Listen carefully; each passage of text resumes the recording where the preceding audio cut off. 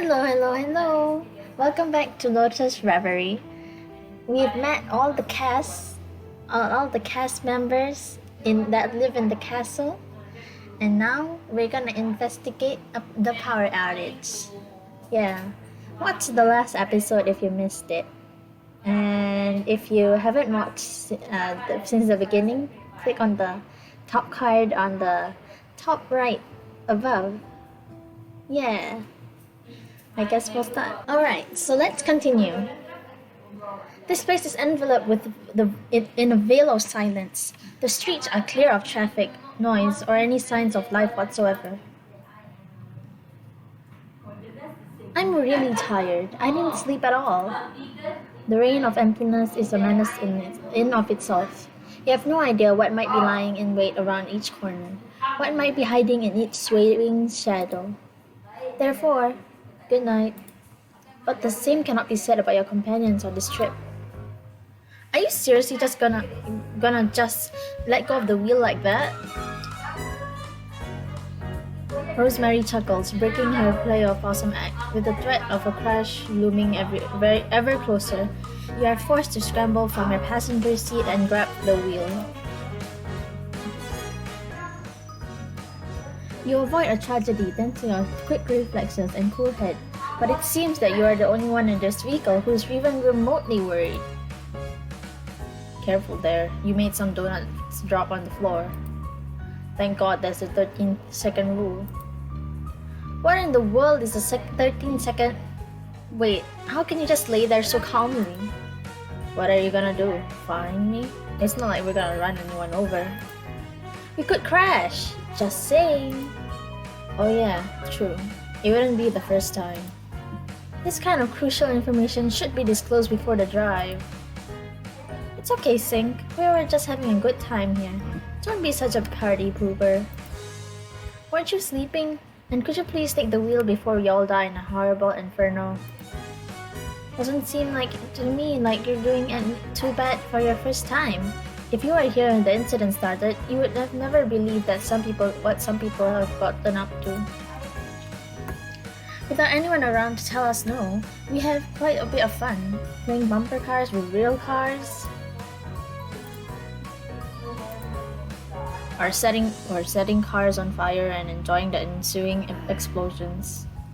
Long jump competitions with cars, long jump competitions with flaming cars. I remember that time I got to hold those cars onto the roof of buildings to test how fast they would hit the ground, all to show these dumbasses how they all fall at the same speed. What have the cars done to deserve this kind of treatment from you? Ignoring how you're barely managing to steer the car from the passenger seat, Rose leans her chair back, rests her head on her hands, and lets out a deep sigh. But of course, I imagine you're still in the raving panic phase. I could get over it if you at least tried to take your foot off the gas pedal during these turns. Cinque, it's completely different for all of us. All this madness started so long ago. How long has it been? Like 2 or 3 months? I've lost track, to be honest. Yeah, around that time, I think. Considering how almost all the food is either on the verge of expiring or has already gone bad. Those donuts too? Most likely, yes. Maybe I should check the expiration date before you gobble up the next one. The vehicle starts to slow down. Rose gazes out the window, watching the empty buildings flash by. It happened little by little, without any kind of warning. People simply vanished. The city became a ghost of its former self, all without anyone noticing. In time, there were none left except for a fortunate few, or unfortunate depending on your perspective. We refer to this phenomenon as the incident. Can you understand how we felt? Just like that, everything we believed in vanished? Nothing we'd done mattered anymore. It was like a game that had been reset, and the few remaining players had to start from the scratch in the sandbox city. You can imagine the initial chaos. Without any kind of authority enforcing order, it was only a matter of time before the riots, the robberies, and the killings. We had a lot of that last one here. At least that's how the disgusting urban legends go. But despite all of that, we managed to bring peace. We took shelter in that castle. We fortified our defenses so nobody could cross the river to the south or to the mountains to the north. If we are safe here now, it's because of the blood, sweat, and tears spilled to forge the small alliance. But what if there are more people hidden out there? Could someone cross the river and attack us? We don't really know. Of course, no place in the world is perfectly safe, but we're ready for anything that comes. We have done our best to earn this well-deserved rest, and it's our regulations which serve the foundations of a mutual trust that would otherwise be impossible. Rose turns your way, showing a warm smile. That soon becomes acidic. And that's why we have the right to fool around as much as we want. Got it? Rose floors the gas pedal. For some reason, a veritable avalanche of donuts start pouring down from above your head, burying you alive. But despite this mountainous challenge, you somehow manage to prove your worth as a driver, as in, the car and its contents didn't end up flattened against the wall. The other two even applaud your feat. In place of an applause, I would much prefer you two stop being savages for a single moment. Getting out of the car, you find yourself in the outskirts of a city. You've parked in what seems to be a residential area with large gardens. Peering into the distance, you can even see a wall of mountains obscuring the horizon. We've arrived. This seems to be a normal suburban neighborhood, full of medium-sized houses. Definitely not what you were expecting. Still, the surprise pales in comparison to the anomaly in the sky that's been plaguing your mind since you left the castle. You cannot help but look back in the direction where you came.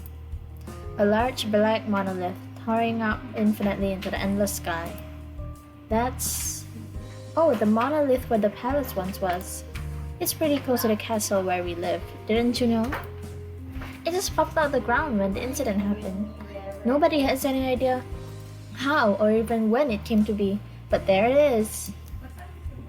I'm sure you have many questions about it, but it's not like anyone here knows the answer either, so let's leave them for later. The monolith appears completely out of place. Anyone would be astonished to see something so massive and otherworldly in the middle of a modern city. Or at least that's how it should be, because in your heart, more than shock, you seem to feel... Cinque? No, it's nothing. Your attention shifts back to others, especially RUE, who seemed to be focusing his gaze on something. What's up, bro? Sugar overdose? As if that's even possible. RUE scans his surroundings, arms crossed. Oh, trying to look cool by showing off her super detective skills. Rose pretends to smoke a cigarette, making her voice as gravely as she can, and gazes into the distance. I've been to millions of crime scenes just like this before. I can see everything that happened at first glance. Some people call it instinct, I call it experience. I have a hunch that this investigation could become electrifying. Terrible. Hey, that one was actually quite funny. You get it, right? You know, since we've arrived at the electric... If you explain a joke, I'll cut you. Was that supposed to be an imitation of me? Duh, of course. Well, at least it would have be if I actually did your work. You're not even wearing a trench coat. What a disgrace of a detective. I could point out a lot of things wrong with this statement. For starters, we haven't actually reached the substation yet. Oh, you're wrong about that. This is the electric substation. Ask Super Detective if you don't believe me. Super? Bah, forget it. While the duo are busy squabbling, you decide to take a closer look. With a careful eye, you manage to spot a facade of houses that's somehow larger than the rest. It's camouflage, hiding a completely different interior. If you get closer, you'll discover that the windows are fake as well. There are even ventilation grills hidden here and there. Camouflage substations are more common than you think. for two common reasons. The first is aesthetics. Imagine an ugly industrial building disrupting the neighborhood's vibe. Well, that makes sense, I suppose. What's the second reason? What is the purpose of camouflage? To hide things, I guess? A substation is a very important building since it supplies most of the city's electricity. Camouflage is one method of taking precautions against vandalism. That's why one of the boss's first decisions was to secure all maps and information on crucial locations like this. But the power outage still happened. Well, any enemy's first thought would be to attack the electrical system. The only unusual part is how nobody dared to do so before this. Unless something changed. RUE casts his gaze on you, clear disdain in his eyes. Can we go in now? The place won't investigate itself. Let's go, super detective. Break the lock and use your X-ray vision or something. Seriously, who gave you these ideas about detectives? The moment the three of you enter, Rose breaks information and takes off her own investigation with surprising speed. She strides quickly along the machines, connectors, cables, and assorted paraphernalia you can't even name. You want to ask if there's anything you can do to help, but you are hesitant to interrupt her intense focus. In the end, you silently stay a few feet away from her to avoid interfering. Meanwhile, RUE disappeared without you even noticing, leaving you stranded in the seemingly never-ending awkward situation. Good news, Cinque. The chances of you being the culprit have dropped significantly. Aren't you glad? Rose hangs her arms around your neck, whispering directly in your ear. It seems a short circuit left the entire city without power for a few seconds. Then the circuit breaker was stripped and everything returned to normal quickly, except for the zone around the castle. What does that mean then? It means I know where the short circuit must have occurred, east of the castle, not far away from the castle itself. That's why you're the most in the clear. You discovered approaching from the castle in the west wall. It would have been quite a task to short circuit and then loop around the entire castle in such a short amount of time, all without anybody noticing. I have an alibi then. Aren't I the best of the best? Though we still have to figure out how exactly the short circuit happened, but we'll cross that bridge when we get to it. The line system is old, but it's not easy to create a short circuit. All the cables are underground, so it's pretty well protected. But I wouldn't be in the clear if I managed to do it from a distance, or if... Cinque? Rose retracts her arms from her shoulder and backs away, looking at you with a face full of bewilderment. Are you stupid? What do you mean? For heaven's sake, I'm trying to help you out and cheer you up, but all you do is complicate everything. I'm sorry, I didn't really think that through. And you just blurted out so easily. How do you manage to stay so calm all this time? You're driving too. Even with all your nagging and complaining, you're as cool as a cucumber. You all? Who else could you be talking about? Rose lets out a sigh, taking a second to gather her thoughts. No one in particular. I suppose that under these circumstances, it wasn't so strange to come across people like you. Look, putting yourself in a risky situation and blurting out things that make your own case worse is, not normal, to say the least. That doesn't mean I don't care what happens to me. Of course I care. It's just... Rose plays with her cheeks, trying to squeeze your face into a smile. Come on, you're in much a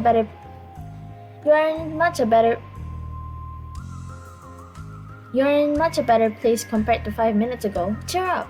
I'll fine you if you don't. You are right, but let me go. There's a lot more to do still. Exactly. You're still missing the praise and thousands of thanks you have to sing to your brilliant and incredibly beautiful savior. I mean, aside from that. What a bore. Alright, I'll spare you for now, but I vow to the heavens that I'll bring that gratitude out of you another day. For now, it should suffice that if we simply take a look around. Our job is just to check all the rooms and machines so we can confirm no tampering happened here. I don't want them to make me come all the way back here just because I didn't give 100% of my attention. Makes sense. I think RUE was already on the whole checking mission when he split off from us before. Alright then, let's divide the work, to finish as soon as possible. And if you see RUE, tell him I'm done with my task. Rose turns around to leave the room, but you stop her before she can go. Hey Rose? Yes? Thank you. Thank you and what else? Just thank you. Boo! And for a second I thought I'd managed to cure your dullness. Still no improvement, it seems. Not long after splitting up, you find RUE in a remote room, focused on some large tubes and cables wrapping around those machines you can't name. He casts a short, quick glance at you, and then his attention immediately returns to the cables. Rose is done. She managed to isolate the zone where the problem must have happened. Best of all, it seems that I have an alibi now, so RUE doesn't seem to care about what you were saying. His intense study of these objects piques your interest. What are you looking at? RUE sighs and scratches behind his ears, obviously annoyed. Can we leave then? You nod, but you can't take your eyes off his strange and uncharacteristic behavior. Something wrong?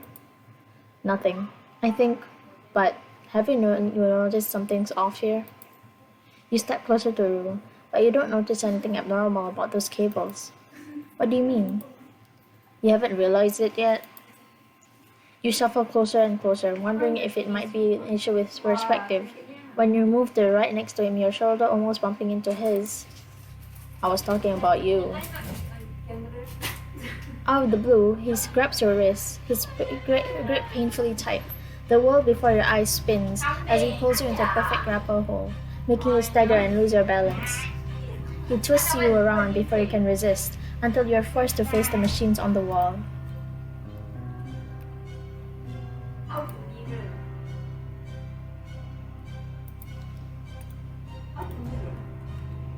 Exerting complete control over your arm, he slowly drags it towards one uninsulated cables as he's been focusing on just now. From your head's current position locked under his arm, you can't see the cables.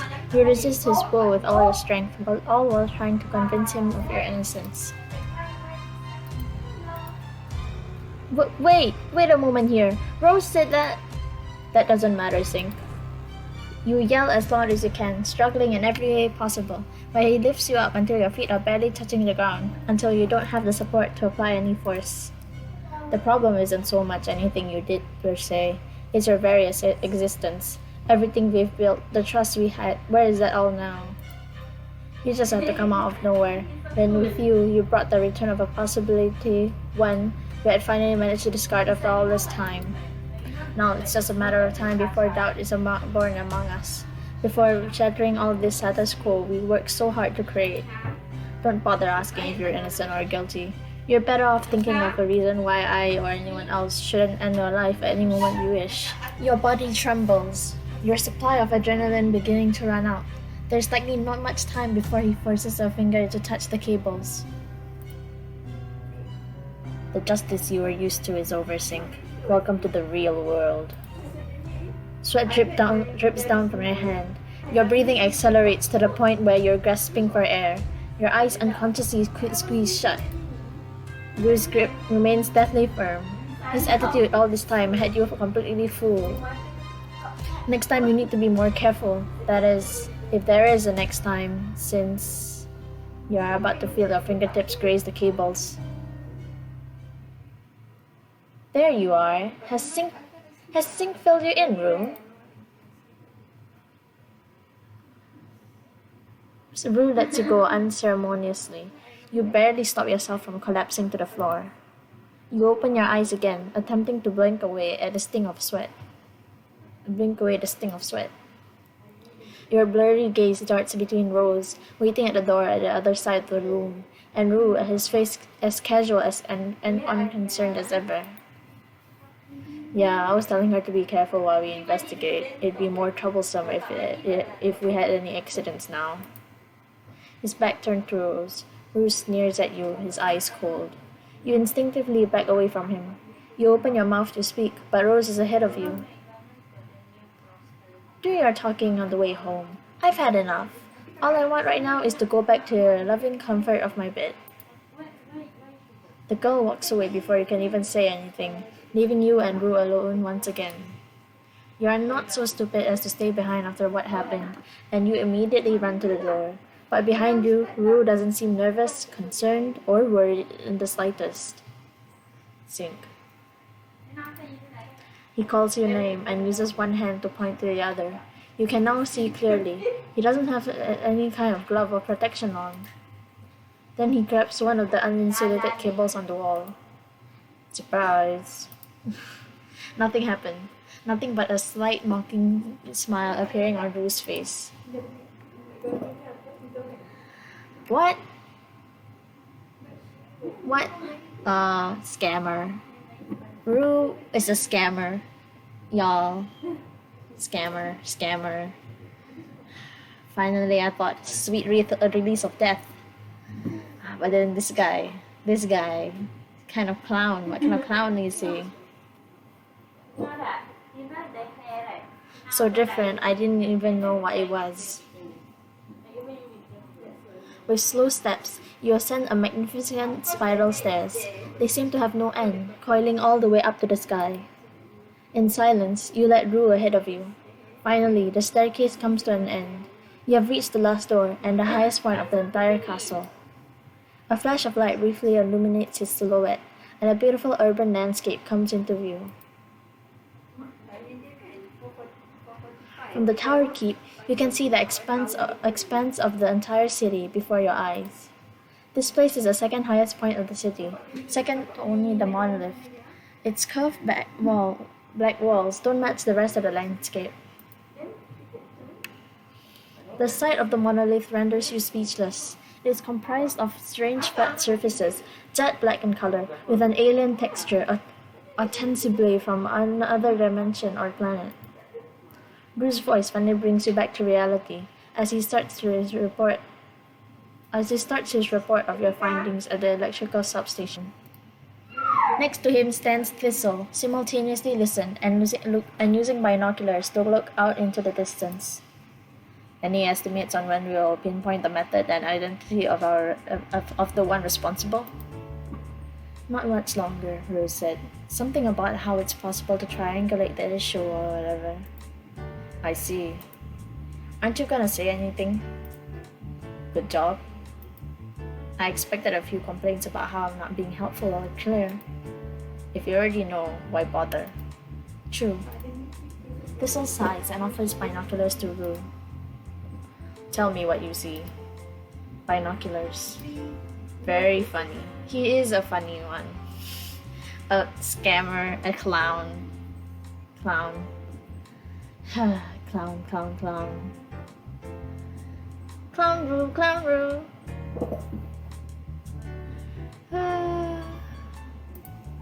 Thistle grabs Rue's shoulders and turns him to face the correct direction. South. You have to look south, just like always. How am I supposed to know that? Orienting yourself nowadays is hard. Rue follows Thistle's fingers. From your position a few steps back, you also try to look for whatever you're supposed to be seeing. But the answer is simpler than you expected. I see nothing. Exactly. Rue remains silent for a few seconds before Thistle shrugs and resumes the conversation.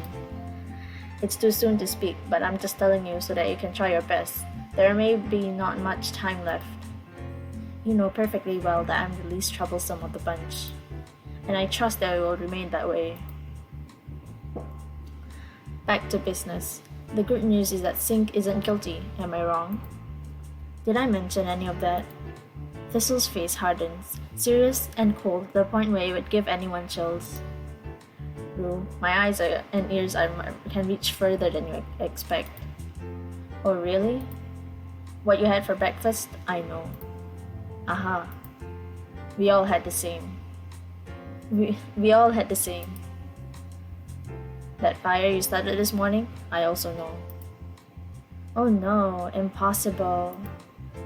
The kitchen is still filled with the extinguisher's foam. I even know the color of her socks this morning. Yeah. We just arrived. They are the same. I also know that x equals minus b plus minus square root b squared minus 4 times a times c divided by 2a.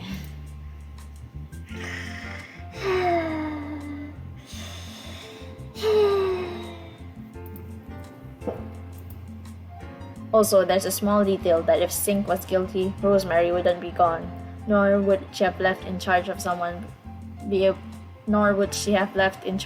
able to sleep while standing upright.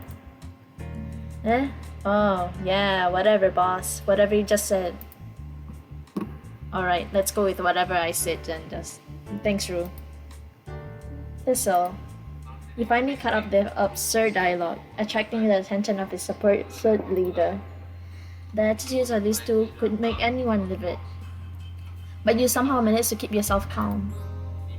How can the two of you just joke around in this situation? And joke about me even though I'm literally right in front of you? I don't really understand the issue. Would you prefer to be locked in a cell? You know perfectly well I don't mean that.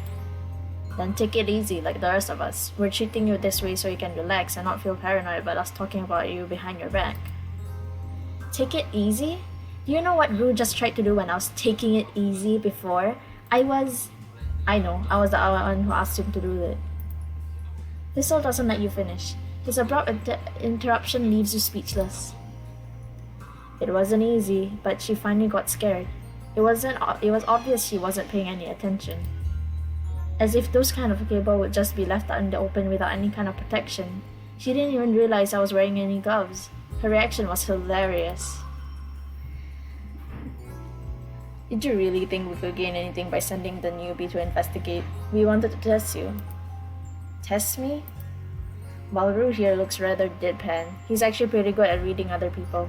He knows if someone is lying, if they're surprised, or if they're afraid of death. So the car ride and those cables...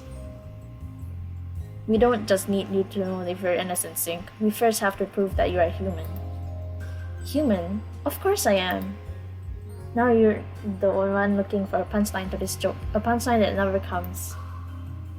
If she's acting, we'd have a genius on our hands. A performance worthy of an Academy Award. But that's good. Now I can keep my word and give you some explanations. Are you ready? Thistle opens his arms to highlight the surroundings before starting his ardent speech. You probably know that one day, without any warning, people began to vanish from this world one by one. And among the few survivors, there's one peculiarity. Half of them are not human. They are tulpas. The last word drills itself into your brain. It resonates vibrantly and echo with an unknown, untraceable source. People who look just like you and I. In fact, they are indistinguishable from humans, except for one thing. Their immortality, most of the time. Immortality? How is that possible? Shoot them and they'll be like any other, but then after a while they rise back again as if nothing happened. Poison their food and they'll be knocked out in an instant, but they will wake up as if there was just a simple nap. Cut them into pieces and they reappear from around the corner. What's left of their previous body simply dissolves into thin air. I know it sounds unrealistic, but we have seen it with our own eyes. I think we still have a video around here, a bit gory, mind you. No need for details. They feel pain like any other, but at death's door, they have this miraculous ability to recover. Sorry, I'm eating. Dinner just came and I'm just like, nom, nom, nom, nom, nom. McDonald's. Nom, nom, nom, yeah, nom, nom, nom.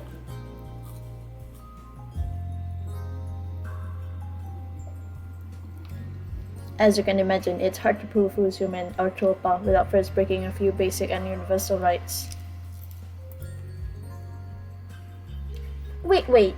Let's suppose I believe all of this. About the tulpa or whatever? Are they dangerous or something? Not as much as any other human, if that's what worries you. Traditionally, the tulpa has always been considered a legend. A spell that allows you to create a new and independent being from the subconscious mind. A body with its own free will, you could say. Can you believe it? Being able to use your imagination to bring forth a life practically identical to a human, which exists separated from you? It sounds like a big fat lie or a crazy dream of a maniac magician, but since this has all started, we have seen tulpa emerge from every human. Every one of the very few human remaining in the world witnessed an appearance of their own tulpa, without any apparent cause of help. They were no longer just a part of human imagination. They are real, tangible, and intelligent. To tell them apart, we call them human member as of the pair, the host, since it is from their mind that the tulpa comes to life. You're telling me that half the people alive are actually tulpas, even here in the castle?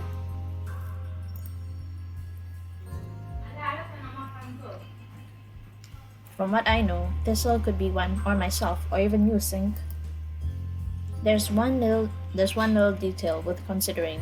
Even if the tulpas are real, they are, let's say, incomplete. Right now, the tulpa and the host are bonded. Each depends on the other. Their lives are intertwined. If the human dies, the tulpa dies with him, and vice versa. Now, do you understand the significance of our group having an odd number of people after you came along?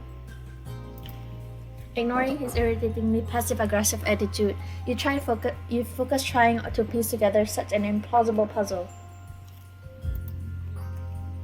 Then the regulations, only living in groups of 3 and avoiding conflict in the castle. If three people go out, we are sure that at least one person of the trio is not part of the host tulpa pair. It would therefore be stupid for a host tulpa pair to do anything suspicious. Everyone else in the castle would realize immediately if one of the 3 was killed, since their counterparts in the castle would also die on the spot. The second regulation is just a consequence of the first one, something obvious that works by itself. Since we don't know who is or isn't immortal, that works as an elemental of deterrence as long as we all share a common place to live. Even a duel started, the rest of us could act quickly to respond. A duel? What? My apologies, there's so much to cover that I forgot to clarify that. RUE looks at Thistle for a second before shrugging his shoulders and leaving him to continue. You see, Cinque, the tulpa have flaws in their immortality. There are 3 ways they can actually die. The first method, as I previously mentioned, is killing their host, the human counterpart. The human dies, tulpa dies. The second is even more simple, just waiting. Every tulpa has limited lifespan. They are immortal, yes, but only for as long as their batteries last. The third and final way is related to the first. A host or tulpa can challenge another host or tulpa to a duel where both pairs can participate. In this 2 versus 2 duel, the tulpas will lose their immortality. A battle to the death cannot be refused and will not end until one of the parties is fully annihilated. The host and tulpa share the same life during the duel. Their pain, their damage, and even their senses. Both start to grasp with one another feel, and in the same way they share the same destiny. Oh, so the fight in the prologue, that was me and my tulpa? Man, my tulpa's weak. Like, economy punch? Sorry, I didn't mean to swear. But that's really weak of my tulpa. I want a stronger one, please. The most common of these 3 methods is the last, the duel. Because it is more honorable, but also because it is necessary. Thistle nods, smiling, as if there's anything in his words worth smiling at. Why? Why do you have to play along with these duels or regulations? Aren't there so many others that are more important to do right now? Are you trying to figure out what's happening? Or where everyone who disappeared went? I wish it was that easy, Cinque. The 2 men looked away in the distance. For the first time, you noticed the stump in their shoulders from the pressure. Thistle takes the binoculars from RUE and hands them to you. I'm pretty sure the monolith caught your eye already. It takes you a while to react until Thistle raises an eyebrow and offers his binoculars. You may have forgotten about about it due to amnesia, but for us it's so real, so authentic, it induces fear just thinking about it.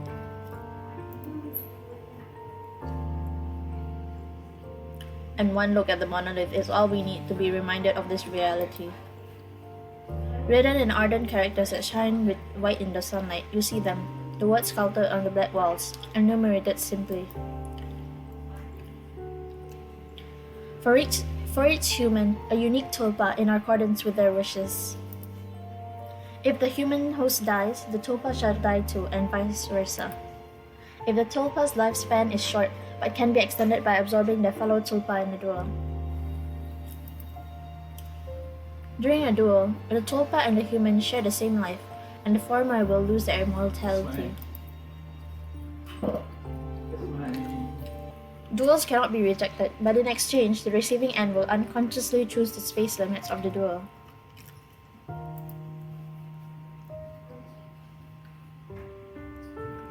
Your hands holding the binoculars tremble, making it harder and harder to keep reading. But there's one more rule, one last sentence you can barely believe.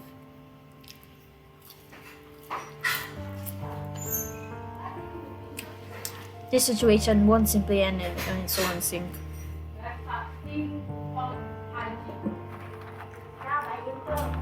You have to realize we're trapped in this game with a very clear set of rules.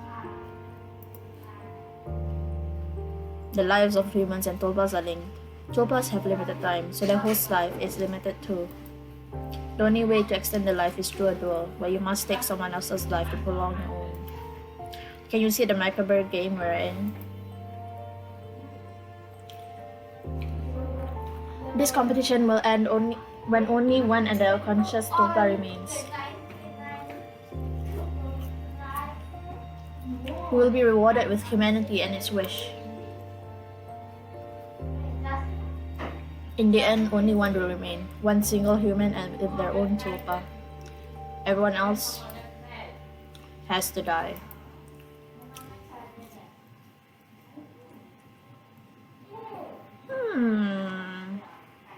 So where has my tulpa gone? I want to ask you a favor.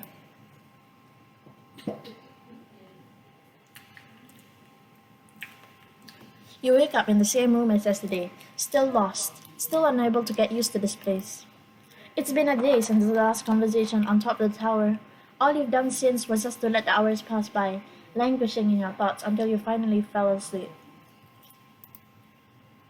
But nothing stops the arrival of a new dawn. Light pierces through your eyelids and wakes you up little by little, followed by the sweet voice of the woman next to you. Morning, sleepyhead. Tea for breakfast? You barely open your eyes just by a cracked nod. Then you turn back around, get comfortable, and wake up in a jump. What? You dislike the tea? I have many types to choose from, though I'm not sure if you're old enough for some of them. It takes you a moment to realize Violet somehow barged into your room while you were sleeping and was casually eating breakfast. The girl watches you, hiding her smile behind the ceramic teacup. She takes an elegant sip, appearing to be giving you time to process the situation. You try to keep your composure and calm your nerves. Once you've confirmed there's no danger, you finally open your mouth to answer. No thanks, I'm not hungry. No way, young lady. Tea is optional, but breakfast is not. Skipping dinner yesterday was enough. Violet sighs as you cast your gaze downwards. She ignores your words in favor of preparing a breakfast in a small cart. I'm just worried about you.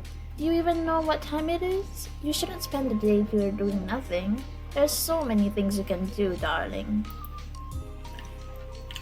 I'm not one to tell you how or you should be using your time, but I don't think it's a correct decision to just forget and live pretending nothing's wrong. After you learn the truth of the incident, it may look like our behavior is so natural when we joke around and relax so much. But I wouldn't call it fake. It's not like everything is ulterior motives or malice.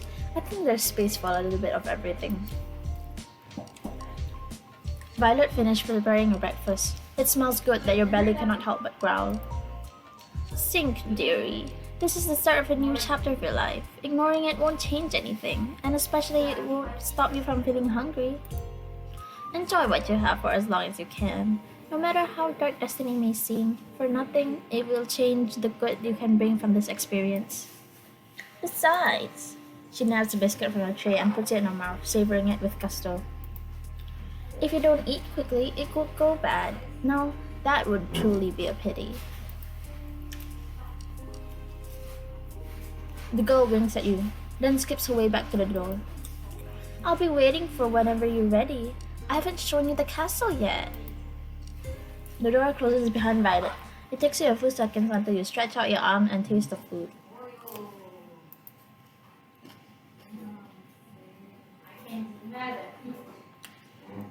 It's delicious, of course. Good morning.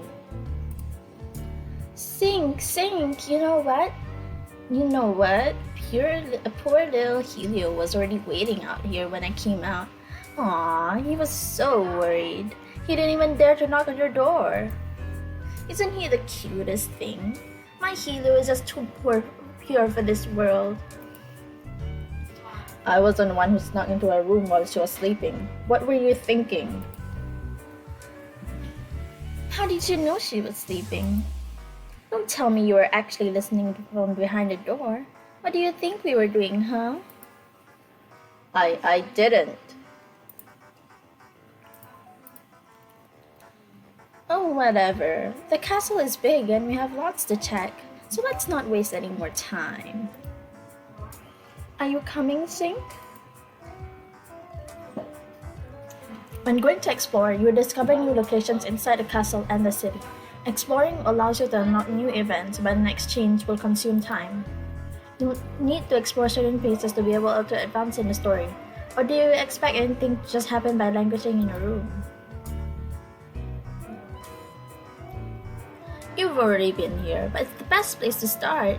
This is the entrance hall to the castle, where we usually gather before any of us go out in our trios. We also have television, video games, and all kinds of entertainment around. It's easy to find others here if you have nothing else to do. This place is a good chance to get to know others. Although they may not be as social as us, I can guarantee that deep inside they are good people. Really deep sometimes. You know, repeating it just makes you look more desperate, right? After fulfilling certain requirements, you will be able to spend time with different people and of the castle during these main events.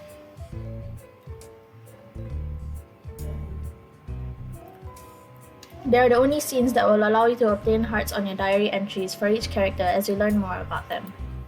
Each character has 3 hearts you can unlock, and you will need to advance them in the story. It is also possible to unlock a 4th secret heart for each character, but for how or for what purpose, I have no idea. Eh? Something wrong? You shift your gaze to one of the archways in the frown in confusion. It's nothing.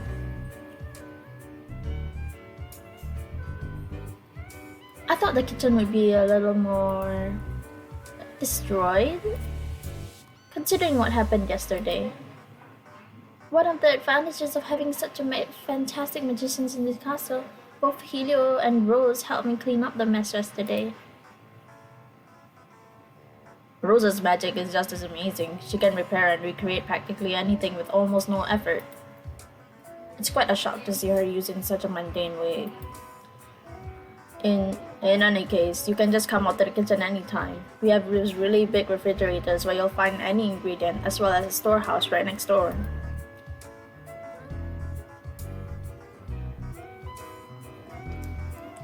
Or you can always ask me. Even if everyone here is free to eat whenever or however they want, I'm something like the unofficial chef of the castle.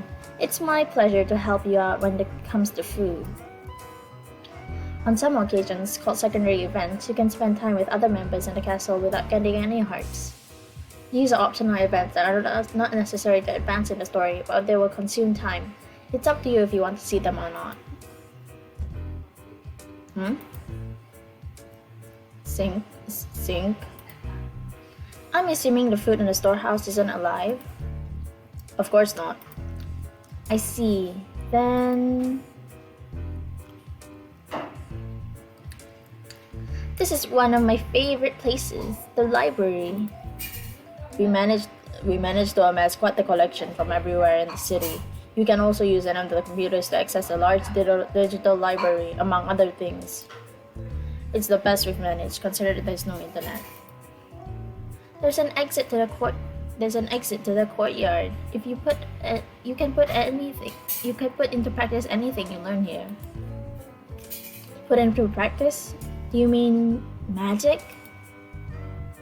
Did your amnesia make you forget that too? I guess, because you were talking about it back in the kitchen, but I honestly don't know if I'm able to use it. Forgetting how magic works? That could easily cause problems. I'm afraid I'll have to give you a lesson later. By pressing the study button, you can spend time studying in the library to unlock more spell slots. Depending on the number of slots you have, you'll be able to memorize a certain number of spells during battle. You can also change the memorized spell or check their respective memories at any time. Neither of these actions will consume time. Ah! What was that? Again? I swear I saw something up there, but I can't really tell. As you can see, the courtyard is pretty large, so we returned this area to its original purpose. Wait a minute, Helio. We're lucky. RUE is in the middle of training right now. How is that lucky? In response to Violet's call, RUE first ignores her, then ignores harder, and then finally ignores her with incredible disdain while she pushes him all the way back to you and Helio. I heard you two had a little squabble. I'm really sorry about what happened to you, Cinque, even if it was to test you out. As compensation, this man right here will teach you how we handle training grounds. RUE keeps his deadpan expression, his gaze switching from Violet to you. He's clearly looking for a way to run away, but in the end, he succumbs to the pressure. What a bore. Despite you continuously keeping up your guard towards RUE, he manages to do a relatively okay job. Relatively, because it's such a simple job that it shouldn't require any help. Even so, RUE makes it a mediocre guide. Basically, the group restored the courtyard to its original purpose, filling it with exercise machines, bullseye targets, poles, and mannequins, among other equipment. In the training grounds, you can spend time to improve your physical and battle abilities. Training will allow you to obtain more slots for battle styles. You can also visit here anytime to recognize your styles or check the related memories, which does not consume time. Wouldn't these machines break if it rains or something?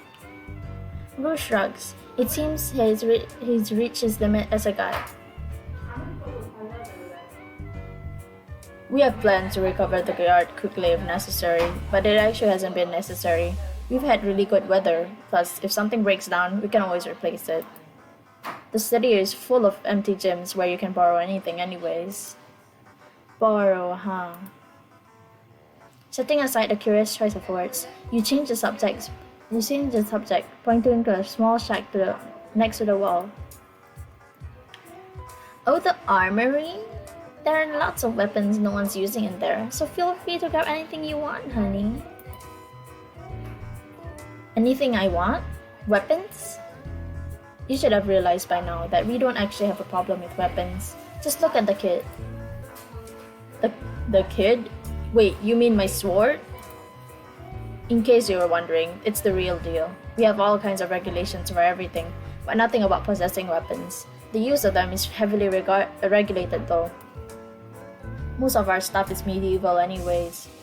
Firearms are forbidden in Maya, so they're not easy to find.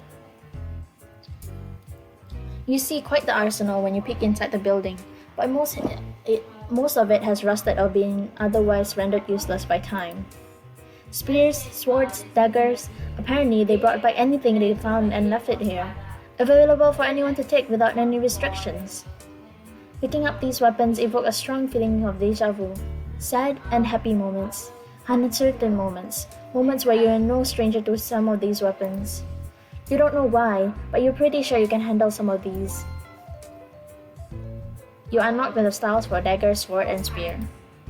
Each style offers different advantages that you will be able to check in their respective memories when you visit the training grounds. Keep exploring the world and you might be able to learn some more styles. Remember, you will first need to unlock 2D slots before you can equip them. Unlocking slots requires training. It is surprising to learn about the lack of restrictions on weapons, but it's even more surprising when you open a large box of these stands and find an assault rifle. The moment you step out the armory, you can't help but bring it up. Oh, that rifle? It's been there since before I arrived. We've taken it out before to train or play with it, but in the end, we always put it back in there. And no one decided to keep it for themselves? We may be free to take anything we want, but there are still cameras everywhere. Going around with such a weapon doesn't look good on your character. You could say the same for all other weapons. Why don't you just destroy it or lock it somewhere safer? I wasn't sure at first, but considering the development of magic, these weapons are not as dangerous as they once were. Cold weapons cannot be compared to that rifle either. That rifle staying in its place is precisely our declaration of intention, Cinque.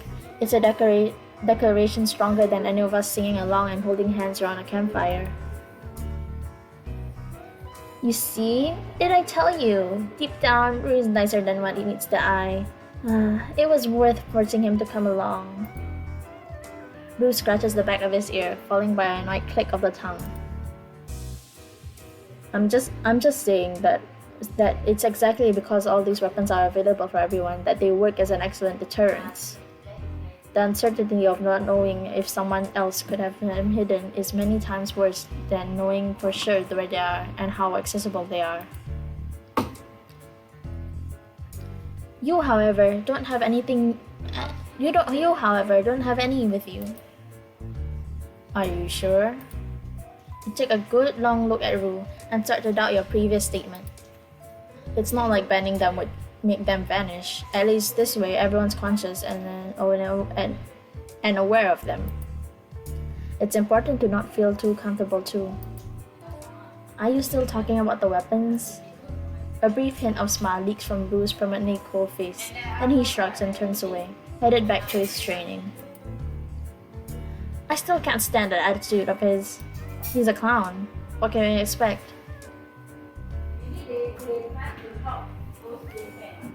In any case, it's getting quite late. We may take a break if you wish. Good idea. Where do you want to eat?